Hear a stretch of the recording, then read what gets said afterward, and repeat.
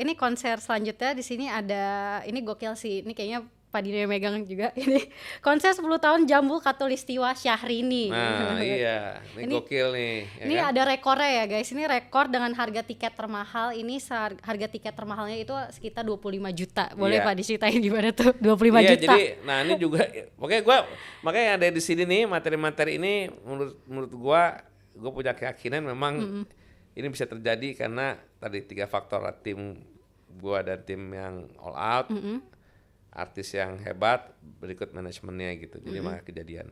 Jadi kalau Syahrini itu memang ya berkenalan sama gua itu dari tahun 2012.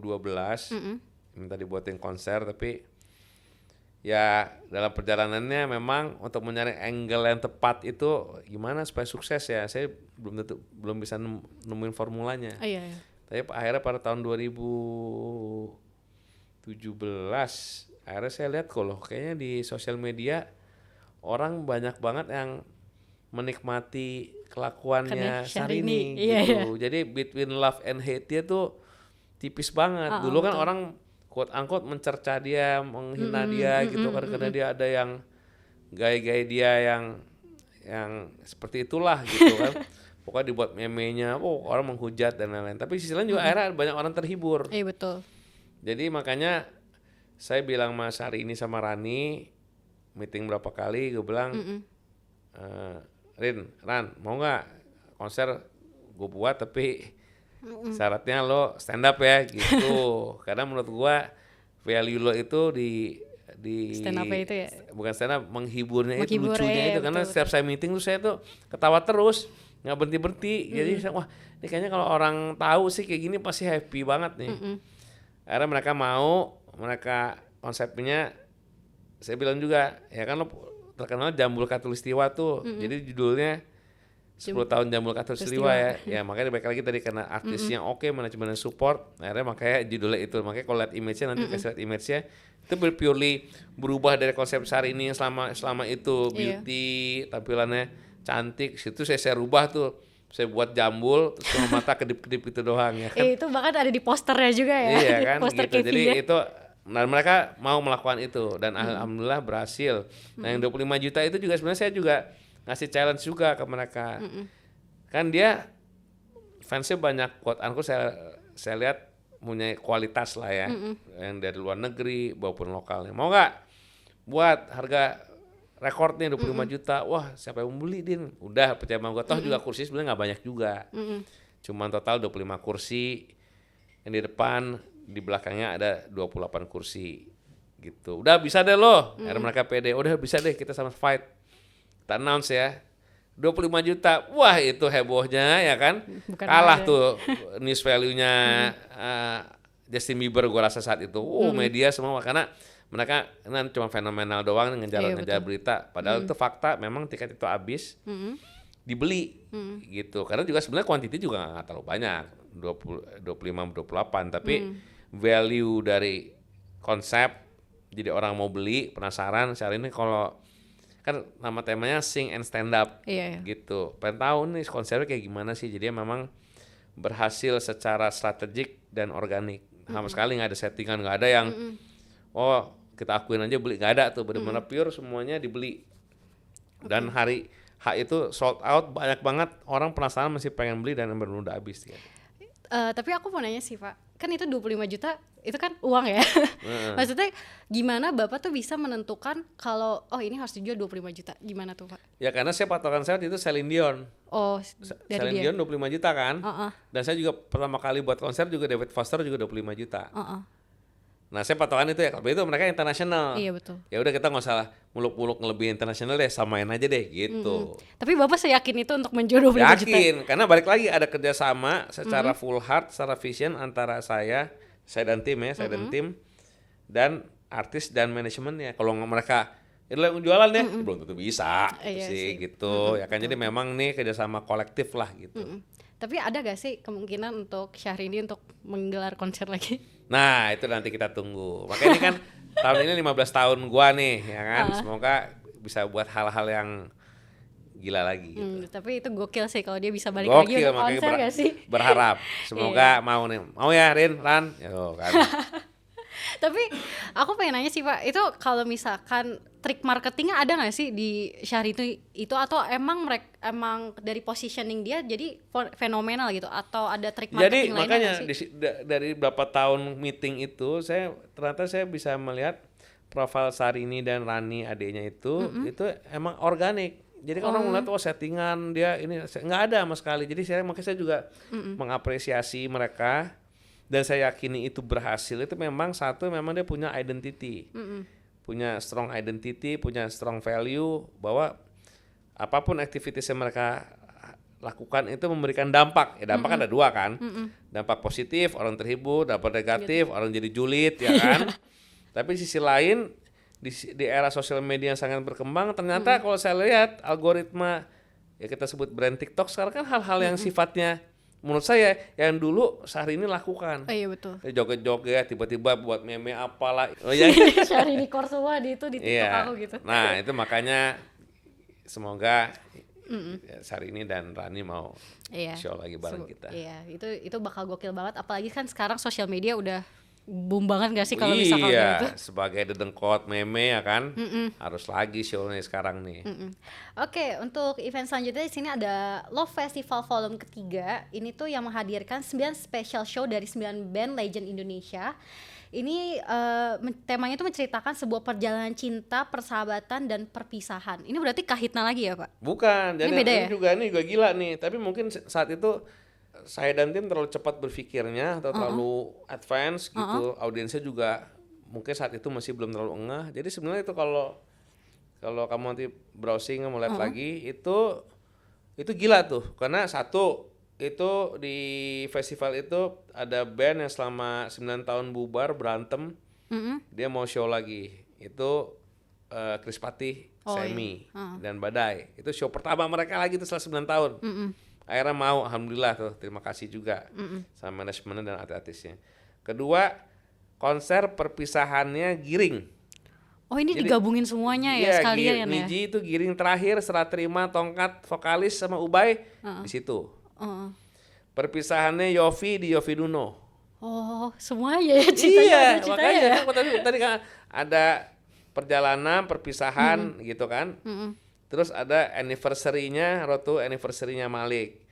Terus ada project pop yang pertama kali di situ dia duet sama almarhum On. Oh, jadi On-nya dihidupkan lagi di visual.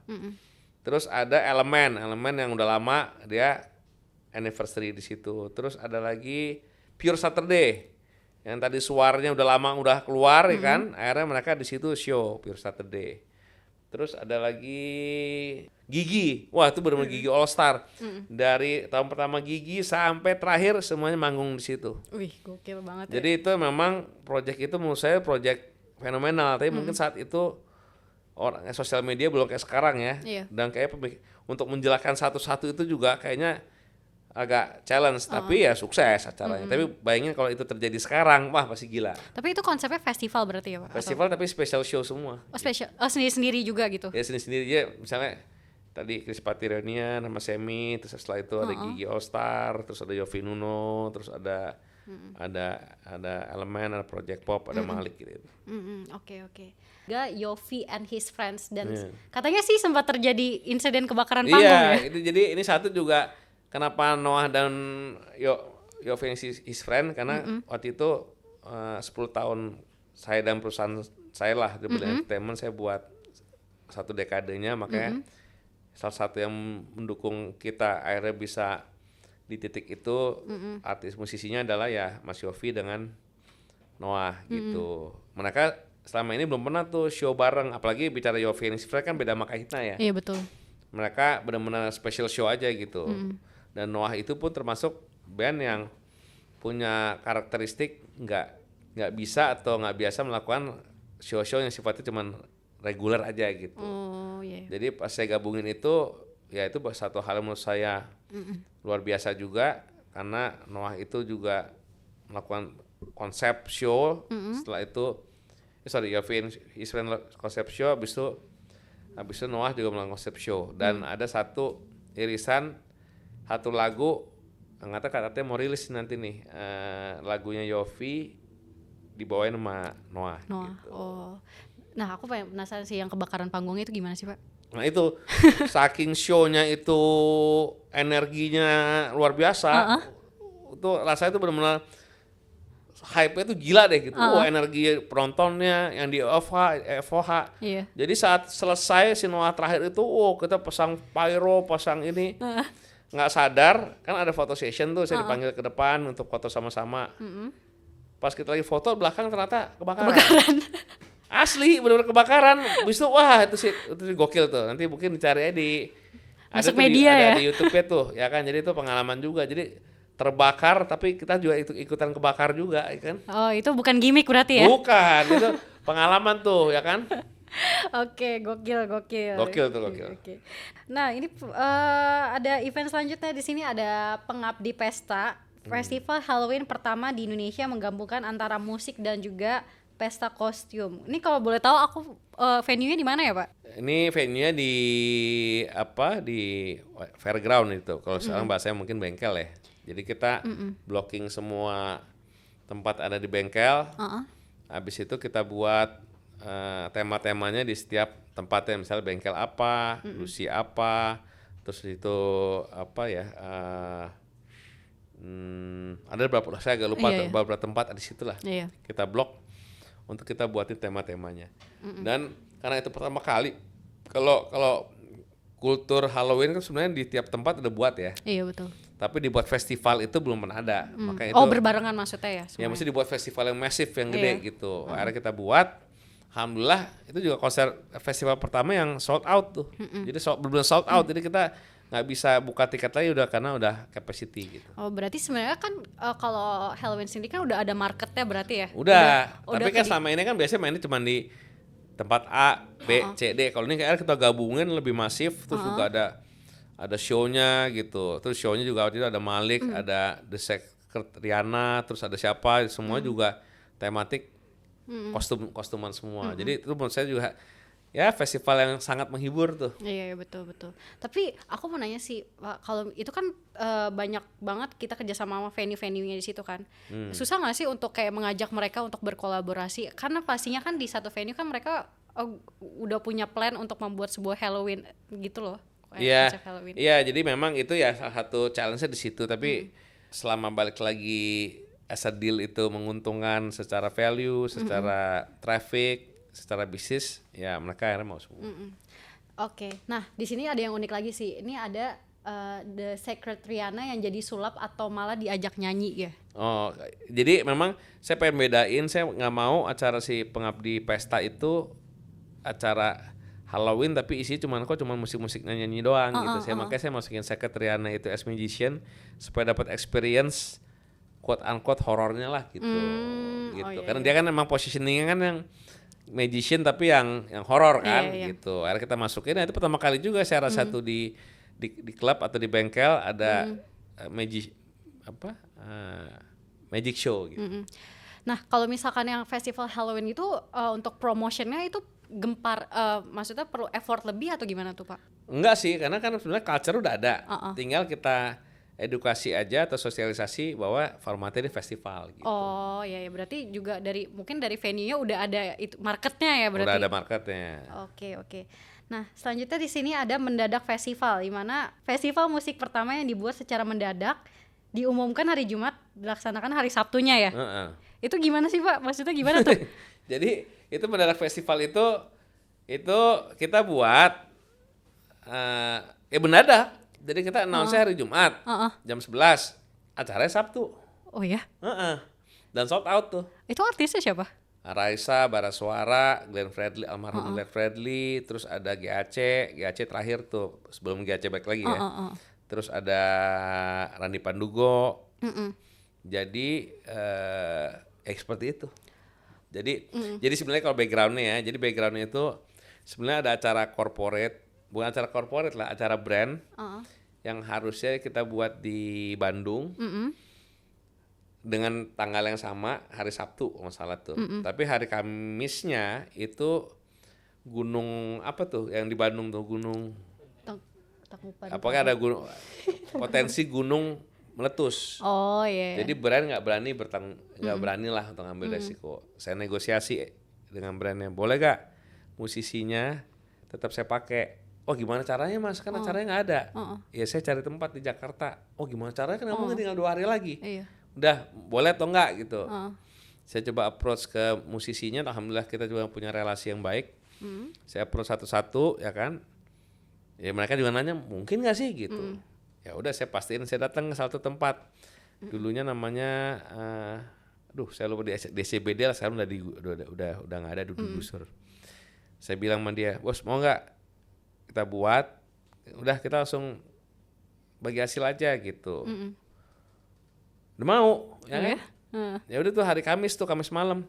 Ya udah Kamis malam rembukin konsepnya, Jumat announce. Tapi kok bisa sold out Pak? Ya mungkin ternyata di situ saya memperhatikan juga ternyata banyak market yang belum tahu mau ngapain hari Sabtunya. Jadi saat terima event wah ada Raisa, ada Glenn, ada apa langsung beli. Tapi memang tiketnya itu nggak mahal. Tiketnya itu cuman relatif sih ya, tapi nggak semahal kan kalau di kita positioning Silent Tip itu kalau buat acara kan memang tiketnya premium ya. Iya betul. Tapi buat itu khususnya memang tiketnya nggak terlalu mahal di 200.000 kalau iya. Gitu. Jadi mungkin terjangkau lah gitu dengan segmennya. Tapi berarti itu secara promotionnya berarti hanya di sosial media atau? Sosial media aja karena kita nggak ada waktu lagi untuk di dalam media kan. Oh, iya sih, betul. Tapi untungnya baik lagi artisnya juga semua pada promotion juga ya. Jadi kita makanya tadi balik lagi keberhasilan itu pasti ada support dari musisi dan manajemen. Oke. Itu insight baru juga ya buat aku. Itu keren banget sih bisa mendadak langsung sold out ya. Iya, itu dahsyat tuh. Oke, nah di sini event selanjutnya ini pas pandemi ya. Ini ada drive-in concert di mana konser yang terjadi pada masa pandemi ini mungkin konser pertama di masa pandemi ya nggak sih Pak? Dan pertama dan terakhir juga kan nggak ada lagi konser. Ya? Iya betul. Itu boleh ceritain dong Pak gimana kayak perjalanannya kok bisa dibuatnya drive-in concert ini? Iya jadi kan waktu itu kan kita semua pada berhenti ya kan, nggak ada yang jalan lah mau di kita mau di dunia karena isunya kan kita nggak boleh quote unquote bersosialisasi ya betul. Kan, maka tagline-nya kan bersatu kita runtuh bercerai kita utuh. Karena kalau bersatu kita kan kena COVID kan, iya betul.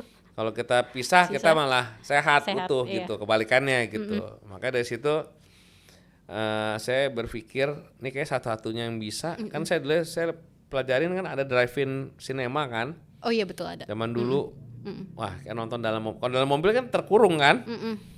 Wah satu bisa nih. Kedua gimana cara dapetin audionya saya mikir ya. Oh iya itu juga salah satu itu sih. Saya pelajarin pakai frekuensi radio harusnya bisa. Akhirnya saya telepon sahabat saya juga salah satu leadnya di grup radio. Saya kasih ID-nya. Oh bener juga loh ya udah kita coba deh gitu. Jadi formatnya orang nonton dalam mobil, live-nya itu di audionya dibuang ke radio, jadi bisa dengerin dalam radio. Nah gaulnya gimana? Gaulnya saya kasih link Zoom, jadi mereka bisa lihat di screen orang-orang yang dalam mobil gitu. Jadi tetap gitu, kasihan deh pokoknya. Tapi saat itu seneng gitu karena nggak ada lagi. Karena itu satu-satunya kayak event gitu. Event gue seneng banget gitu, seneng nyanyi gitu itu salah satu makanya dikasih keberkahan juga sampai masuk ke New York Post dan lain-lain seluruh media internasional masuk tuh. Ya karena event pertama juga sih. Iya di dunia pun juga boleh dibilang ya. Akhirnya ada tuh di Denmark ada, di mana ada tapi yang mungkin yang gede skalanya gede kita kan sampai 350 mobil gitu ya. Betul. Itu mungkin cuma di Indonesia. Tapi pas adanya drive-in concert itu ada nggak sih permasalahan audio gitu nggak sih Pak? Nggak ada. Pokoknya salah teknis sih alhamdulillah sih aman semua. Tapi memang secara perizinan itu sangat struggle karena untuk memastikan benar kan nih aman, benar kan nih nggak akan tertular COVID ya kan? Ya makanya kita prosesnya itu harus rapid test dulu lah audiensnya, yang kerja juga harus dites dulu. Wah ribetnya minta ampun itu. Tapi perizinan dari pemerintahnya apakah cukup lama nggak Pak? Wah lama karena harus izin macam-macam tuh. Wah macam-macam lah izin dari apa sih dulu tuh kalau buat memastikan itu aman tuh ya Satgas Covid, benar Satgas Covid harus itu dulu. Wah Belum lagi susah banget, susah. Tapi akhirnya last minute hari H baru keluar izin nih. Wah gila. Gila, itu sih dahsyat itu, dahsyat. Iya sih, tapi kalau misalkan kayak persiapan gitu lama gak sih Pak? Lama, kalau itu kita kan buat Agustus, Covid tuh bulan Maret. Dari Maret itu saya terus berpikir, akhirnya bulan Mei mulai coba develop, ya kan mulai meyakinkan, akhirnya terjadinya di bulan Agustus. Iya, waktu itu aku ingat banget sih, itu pertama kali aku masuk kuliah kan. Jadi kayak ya, biasa dosen-dosen masih kayak ngomongin event-event pas pandemi, terus potensi ke depannya gimana. Itu selalu dibahas drive-in concert. Oh gitu ya? Iya, dosen aku selalu bahas, mau dosen siapapun itu selalu ada yang bahas drive-in concert. Iya, karena mungkin satu-satunya kali ya. Iya betul. Iya. Kalau virtual, biasanya dulu kan solusi virtual kan. Tapi virtual itu menurut saya bukan konser, itu ya konten lah gitu. Iya, betul. Yang benar-benar konser live ya itu. Soalnya waktu itu aku juga pernah ikut virtual concert juga ya. Waktu itu karena aku ada tugas lah untuk menganalisa event konsernya. Itu sedih banget gak sih menganalisa event konser online. Ya, Harusnya datang ke konsernya ya, tapi aku ngerasa kayak biasa aja gitu loh di depan laptop, kayak dengerin ya udah ditinggal tidur juga bisa gitu. Nggak ada nothing special gitu, kayak nonton nggak ada gitu engagementnya biasa. ya. Iya betul, tapi ini jujur yang drive-in concert itu mungkin itu sangat menarik publik banget sih Pak. Iya, karena itu ya satu cara untuk menikmati pertunjukan di era yang sangat sulit saat itu ya cuma itu doang kan. Iya. Waktu itu kayaknya Bapak bahas itu juga gak sih? Waktu itu yang di Prasmo Bapak pernah? Oh iya, itu juga. Jadi Pak Dido pernah jadi guest lecture saya di kampus saya guys. Iya. Iya.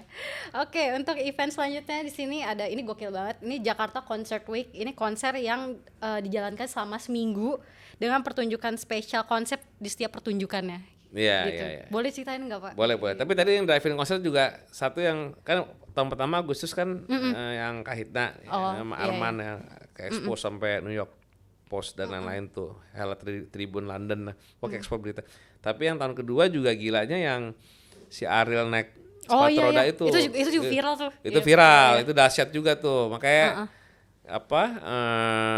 itu hal yang menurut saya juga fenomenal. Kalau nggak di drive-in mungkin dia nggak bisa ngelakuin itu juga kan. Iya, betul. Gitu. Jadi tuh nanti harus dikasih lihat cuplikannya juga tuh. Boleh, nanti ditayangin guys. Tayangin. Oke. Lanjut. Tadi Jakarta Concert Week ya. Iya, JCW. Ya, jadi Jakarta Concert Week juga itu konsep kerjasama kami dengan pihak Seven atau Jakarta Auto Week. Jadi Jakarta Auto Week itu memang terjadi during weekend selama 10 hari. Mereka mengajak kita untuk memikirkan gimana caranya selain orang datang lihat mobil, tapi mereka juga bisa menikmati pertunjukan, tapi bukan yang pertunjukan biasa. Akhirnya saya masuk dengan konsep ya udah kita buat concert week, concert ya, tapi bukan regular show gitu. Gimana cara itu? Ya udah kita buatin setiap harinya special show gitu. Jadi ya akhirnya concert week itu benar-benar orang datang nonton bayar dengan proper kayak konser besar gitu, konser eksklusif.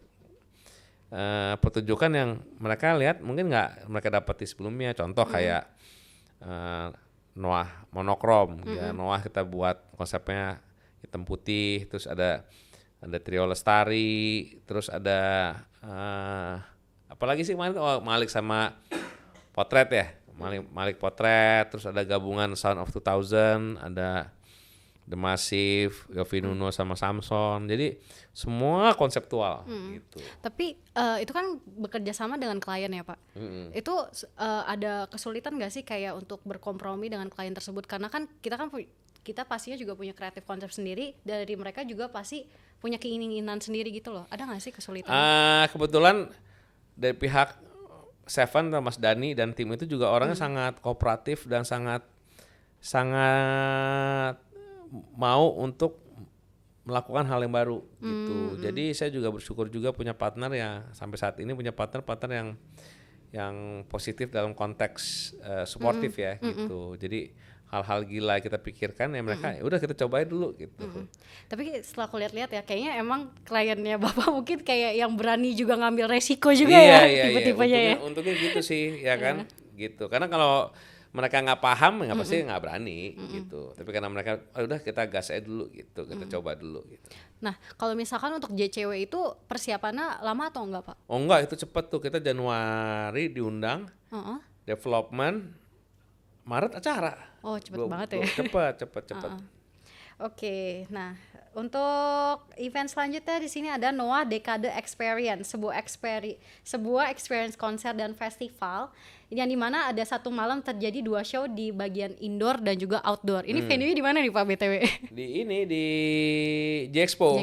Oh. Jadi jadi itu sebenarnya karena itu 10 tahunnya Noah, itu saya pengen tracking experience yang sebenarnya sama kayak 5 negara benua tapi dengan pendekatan yang berbeda.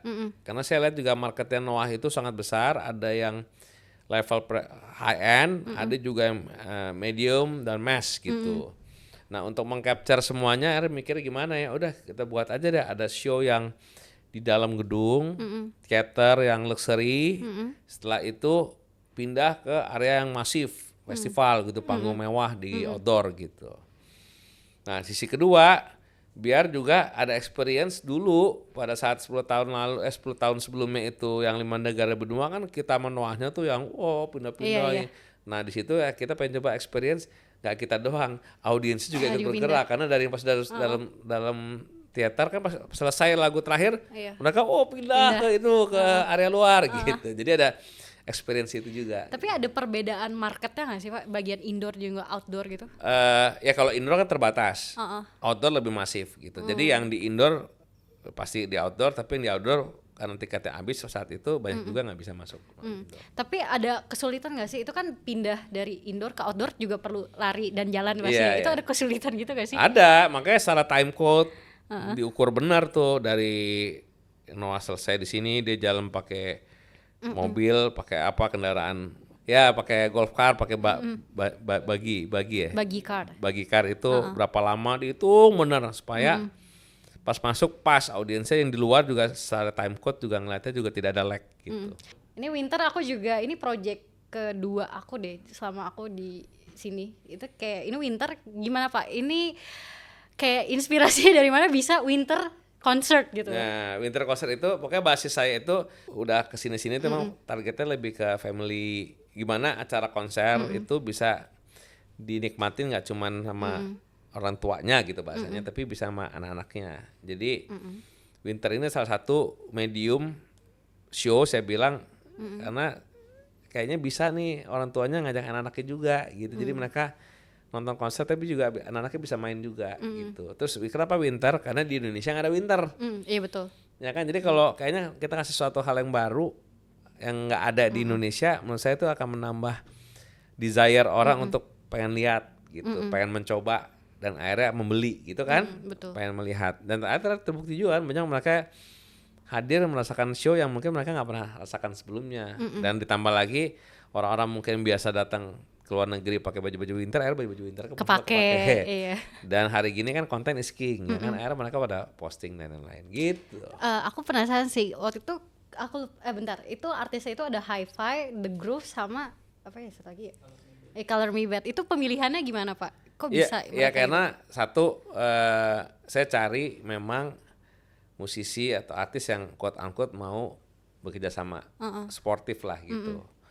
Ya mereka itu menurut saya yang bisa untuk mensupport kami untuk mewujudkan show ini gitu. Karena kalau tidak suportif gitu pasti akan kendala, karena kan kayak alat aja harus di area dingin, terus mereka juga harus pakai baju yang ada apa namanya ya spesial lah ya, baju-baju dingin gitu.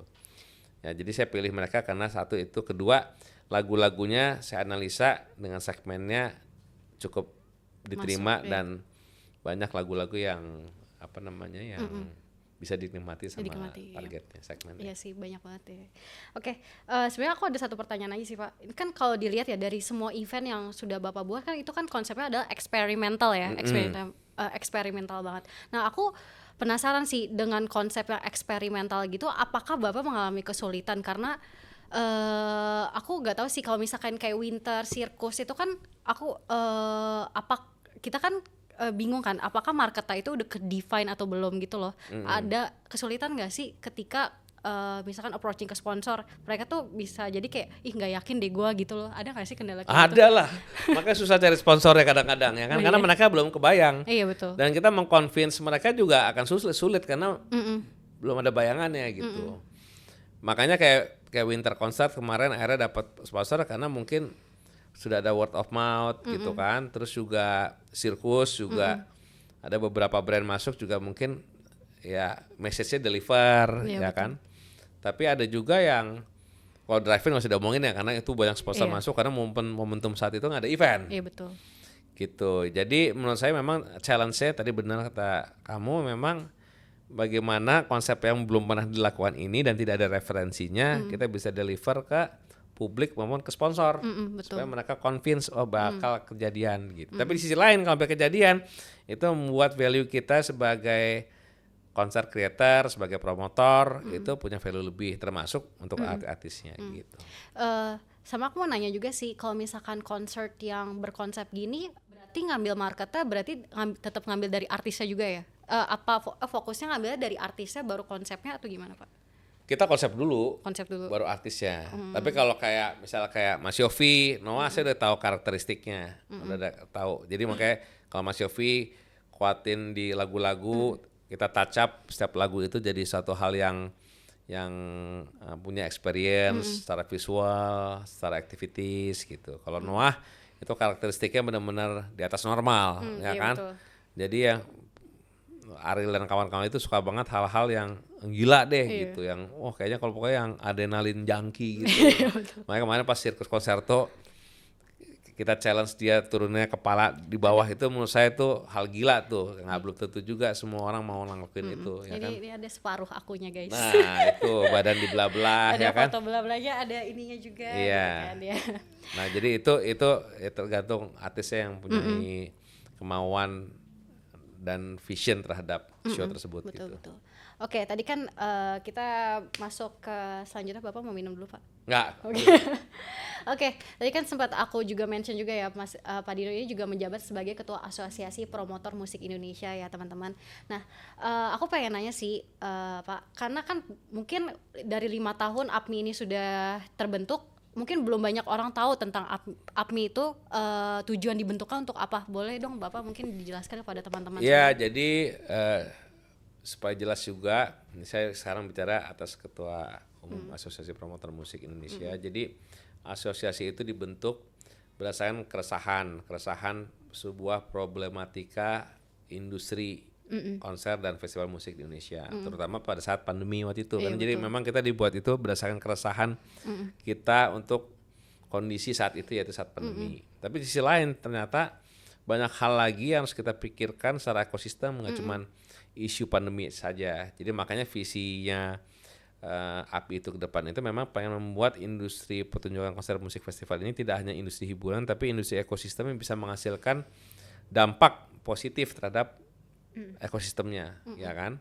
Ekosistem itu banyak ya, bicara stakeholder, bicara user, bicara UMKM, bicara ekonomi makro, ekonomi mikro. Jadi itulah kita sebut ekosistem. Which is hari ini memang industri konser itu, festival itu kalau kita lihat negara luar seperti Singapura, Bangkok, Malaysia itu semua sekarang menjadikan event internasional baik itu konser, festival, expo itu salah satu untuk attract ekonomi berputar di negaranya.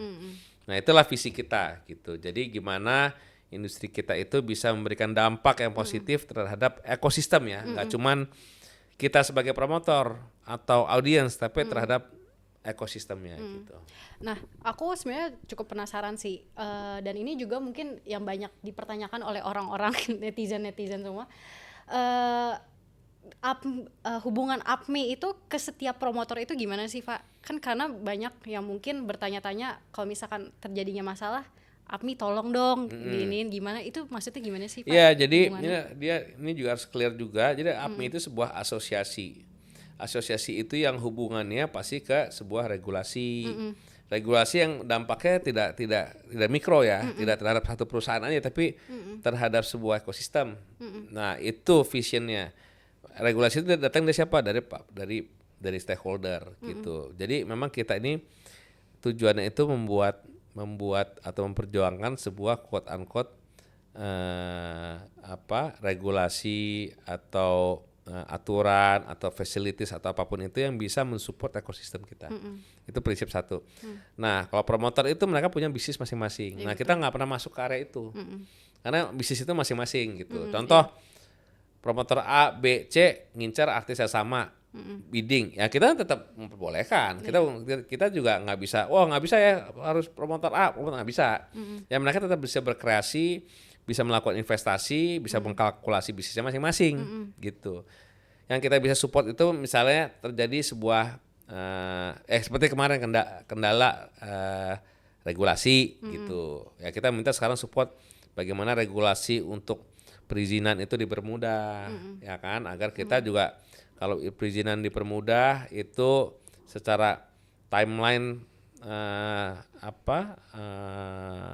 proses perizinan itu fix, terus secara cost juga jauh lebih firm. Ya kan.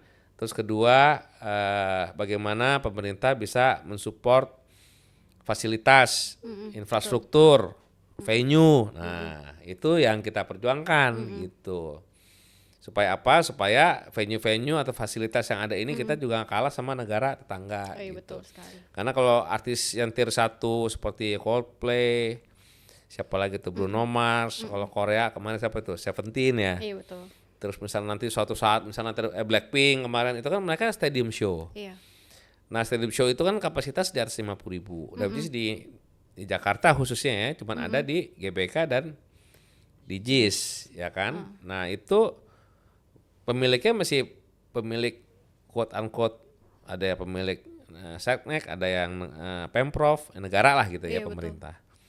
Dan peruntukannya masih buat olahraga gitu. Jadi ya prioritasnya juga masih buat olahraga gitu. Makanya kita yang perjuangkan kemarin, kita ketemu ke Aircraft, ketemu ke pariwisata, minta support juga bahwa venue itu menjadi quote unquote juga bisa lah dikasih kuotanya untuk memprioritaskan kita sebagai pelaku pertunjukan, karena kita bisa menghasilkan traffic, wisata, ekonomi, hospitality, transportasi, UMKM itu bisa kita berikan dampak gitu. Kayaknya semua orang juga pasti tahu ya yang Taylor Swift itu, yang dimana Singapura itu benar-benar nge-support konsernya yang di Singapura itu loh. Yang itu juga campur tangan dari pemerintah juga yang mau support gitu loh untuk mengedepankan konser di Singapura itu sih. Nah, aku juga mau nanya sih Pak, ini kan kita tahu ya sekarang ada berita viral tentang yang perpindahan venue ini sering banget terjadi ya pastinya, nggak sekarang ini juga, yang lain tuh juga udah pernah gitu terjadinya perpindahan venue. Nah, aku mau tanya sih Pak, gimana, apa faktor yang menjadi penyebabnya perpindahan venue itu? Iya, jadi kalau menurut saya faktor yang utama itu adalah skala prioritas. Jadi seperti tadi saya bilang, artis-artis yang tier 1 ya terutama ya, tier 1 itu kan dia punya standar riders itu harus kapasitas di atas 50.000. Ya bicara stadium show lah gitu. Which is stadium show itu cuman ya di Jakarta ya cuman yang di atas 50.000 yang properly buat tier 1 itu cuman di GPK dan sekarang di JIS, ya kan.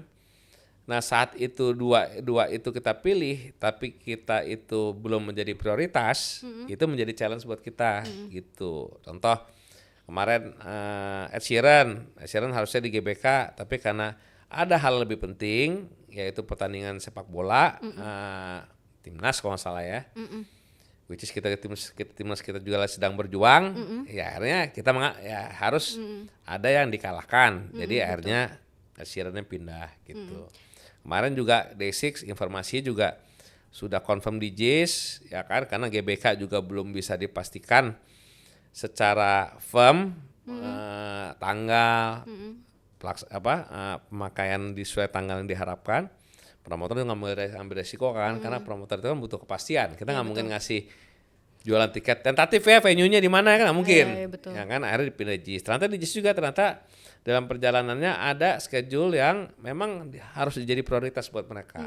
Akhirnya kita pun promotor mengambil solusi, ya udah kalau emang kita harus pindah, kita pindah, cari tempat yang paling tidak bisa mengcover sesuai dengan janji mereka gitu. Biarpun tidak ideal gitu. Nah, itu hal-hal itu kan banyak audiens yang nggak paham, nggak tahu gitu. Ya, kosong ngomongin audiens lah. kita aja di pelaku industri aja kalau nggak dijelasin informasi kita nggak tahu. Saya juga kalau misalnya nggak dapat informasi detailnya, saya juga nggak tahu ya kenapa ya pindah ya gitu ya, gitu. Kok bisa pindah ya gitu. Jadi memang challenge-nya sebagai promotor saat ini masih banyak hal yang masih kita rasakan berjuangnya itu sendirian gitu. Karena belum menjadi skala prioritas. Tapi apakah skala prioritas itu seiring berjalannya waktu akan berubah atau gimana, Pak? Ya tergantung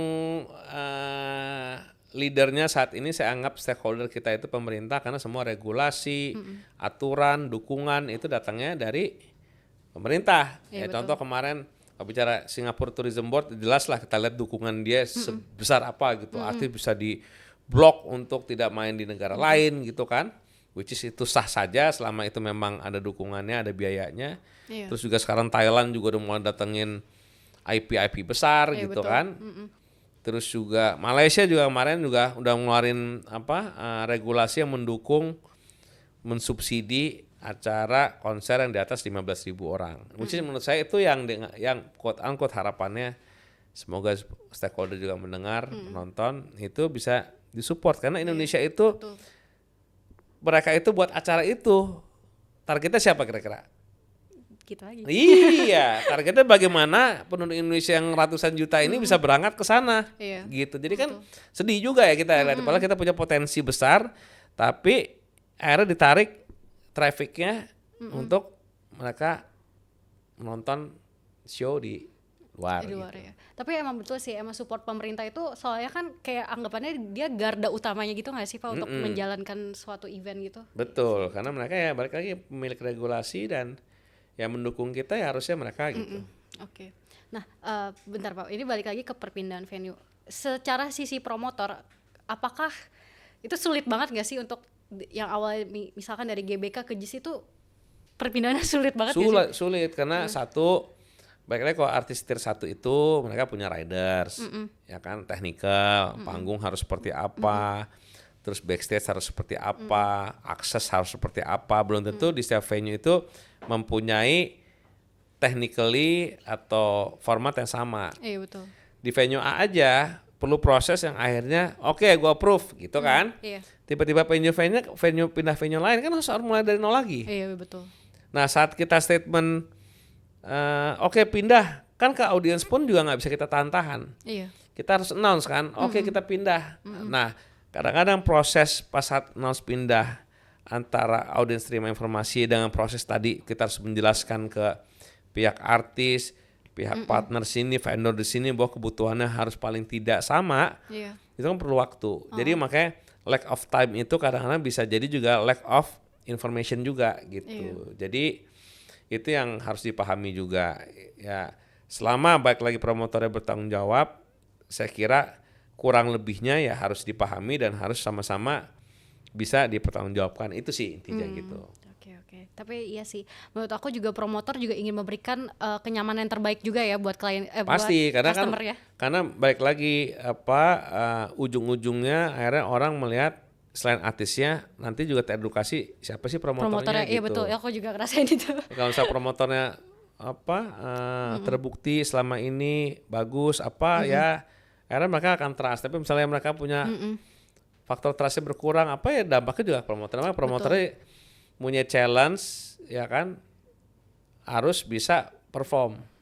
Yes, gitu. betul banget. Oke, itu insight menarik juga ya buat teman-teman yang mungkin pengen jadi promotor. Iya, pengen jadi promotor Iya. dan juga mungkin pada teman-teman yang mungkin mengalami keresahan juga ya soal datang ke event-event kayak gitu ya teman-teman. Iya, jadi cek siapa promotornya, cek siapa timnya gitu kan. Iya. Nah, itu perlu tuh untuk profiling lah. Sama lah kalau kita mau ketemu orang atau ketemu pacaran gitu kan. Cek dulu profilnya gitu, keluarga apa gitu. Ya sama lah. Ini juga kalau bisa dibiasain seperti itu. Yes, oke. Nah, kita udah nggak kerasa nih, udah ngobrol selama sejam lebih ya Pak. Yeah. Nah, tapi sebelum udahan aku tuh mau pengen nanya-nanya sih tentang industri konser ke depannya secara visinya gitu. Nah, menurut Pak Dina sendiri ke depannya konser seperti apa yang akan diminati sih oleh orang-orang? Menurut saya konser itu nanti akan mempunyai niche market yang sesuai dengan zamannya masing-masing. Yes, betul. Saya yakin. Kalau konser yang memang kontennya segmennya eksklusif, terus juga niche-nya lebih fokus, itu pasti udah ngejarnya segmen-segmen millennials lah gitu. Betul. Terus kalau yang Gen Z itu pasti juga lebih variatif kan. Artisnya bisa macam-macam tuh, bisa ada yang lokal, ada yang tiba-tiba internasional, ada yang K-pop. Malah sekarang juga masuk ke Jepang ya. Jepang masuk ya kan, tuh Gen Z. Mungkin Gen Alpha tuh lebih itu lagi tuh, lebih ya kayak sekarang Gen Z yang di ujung aja dengerin bisa jadi yang tua banget gitu. Iya, ada juga sih. Tua yang benar-benar tua gitu, yang benar-benar tua lah gitu. Yang kita juga wah ini kayaknya zaman bokap gue deh yang dengerin, tapi malah yang generasi yang bawah itu dengerin itu. Jadi itu nanti pasti akan mempunyai algoritmanya sendiri-sendiri. Makanya kita sebagai promotor, creator harus pandai ngebaca itu juga tuh, ya kan. Terus juga niche-nya mau ke siapa. Kalau saya memang pengennya ke family yang modern gitu, yang kreatif gitu. Jadi kalau saya ya gitu. Nah, untuk selanjutnya ada nggak sih pesan untuk anak-anak muda yang pengen jadi promotor atau juga baru mau memasuki industri ini gitu? Ya kalau menurut saya ini industri yang menyenangkan menurut gua ya kan, karena dalam sisi pelaksanaan, pemikiran, eksekusi itu terus mempunyai dinamika kan. Beda sama misalnya kita kerja di perusahaan konservatif. Kalau di kita kan wah betul, apalagi misalnya di ekosistem saya gitu. Bisa buat A, buat B, buat D. Explore gitu. New things lah ya. Gitu. Jadi karena menurut saya dinamika hari gini penting, karena kita udah terbiasa juga sama timeline. Saat kita buka sosial media kan isinya macam-macam ya. Ada yang konten komedi, ada yang konten edukasi, ada yang konten, dan itu udah secara subconscious udah terima kita jadi kebiasaan. Jadi kalau misalnya kita ngeliat itu suatu hal yang terus-menerus sama, itu pasti akan nantinya juga akan tergeser lah gitu. Jadi inovasi harus bisa terus pelajari hal-hal baru menurut saya itu. Terus juga harus mempunyai niche yang kuat gitu. Oke. Untuk pertanyaan terakhir nih Pak, ada nggak sih satu konser yang belum pernah Bapak kerjain dan pengen banget ini dilaksanain, wajib dilaksanain gitu? Nah itu saya lagi mikir-mikir tuh, buat apa lagi ya gitu. Nah ini kan makanya 15 tahun gua nih ya kan, semoga dengan tim nanti kita bisa buat sesuatu yang fenomenal, hal yang baru, terus juga yang berkesan untuk market dan kita sebagai pelaku. Tunggu aja kita ngobrol lagi habis itu. Boleh spill satu event yang akan dilaksanain nggak sih Pak? Ya kita pengen terusin yang kemarin udah sempat kita buat, itu konser dengan berbalut sirkus, tapi mungkin temanya ini ini punya konsep yang berbeda dengan yang sebelumnya. Itu dulu sekarang cluenya. Tolong dipantau ya IG Imagination. Harus pantau ya teman-teman semua. Oke, terima kasih Pak Dino udah sharing banyak banget insight dan juga cerita seru dari event pengalaman 15 tahunnya berkarir di dunia industri ini ya. Nah, semoga bisa jadi inspirasi bagi teman-teman semuanya yang dengerin episode ini. Nah, kalau kalian suka sama episode ini, kalian jangan lupa untuk like, comment, dan subscribe, dan juga follow semua social media platform dari Poser, dari IG, Twitter, nggak ada Twitter ya? IG dan juga TikTok, dan agar kalian tuh nggak kelewatan di episode-episode selanjutnya. Dan kalau kamu punya mimpi besar untuk bikin konser, semoga dari obrolan tersebut bisa menginspirasi kalian ke depannya. Thank you semuanya. Dadah.